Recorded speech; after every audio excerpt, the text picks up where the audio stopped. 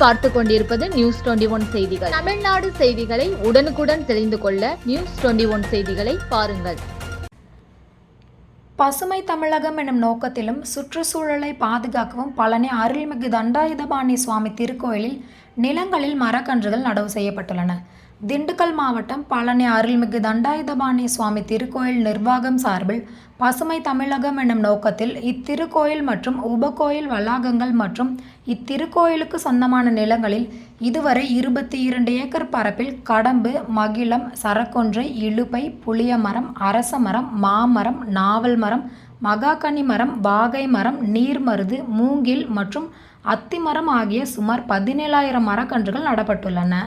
திருக்கோவிலின் அறங்காவலர் குழு தலைவர் சுப்பிரமணியன் மற்றும் உறுப்பினர்கள், கோவிலின் இணை ஆணையர் மாரிமுத்து மற்றும் நிர்வாகத்தின் முயற்சியில் பழனி அருள்மிகு தண்டாயுதபாணி சுவாமி திருக்கோயில் நிர்வாகம் பழனியில் உள்ள பகுதியில் சுற்றுச்சூழலை காக்க பல்வேறு நடவடிக்கைகளை எடுத்து வருகிறது.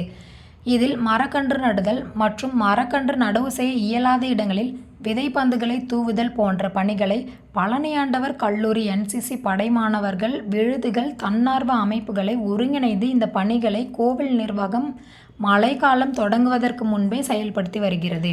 3 கட்டங்களாக பழனிமலை, இடும்பன்மலை படிப்பாதை ஓரம் மற்றும் மலை மீது ஆலமரம், அரசமரம், அத்திமரம் அடங்கிய விதைப்பந்துகள் தூவப்பட்டுள்ளன.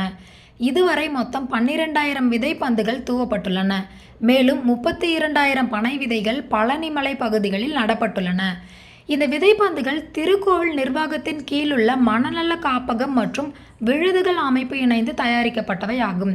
மேலும் இதன் எண்ணிக்கையை அதிகரிக்க நடவடிக்கை எடுக்கப்பட்டு வருகிறது. மேலும் இந்த நிகழ்வை குறித்து பொதுமக்களும் சமூக ஆர்வலர்களும் கோவிலின் நிர்வாகத்திற்கு பாராட்டுகளை தெரிவித்துள்ளனர். நியூஸ் 21 நேஷனல் செய்திகளுக்காக திண்டுக்கல் மாவட்ட செய்தியாளர் பாலமுருகன்.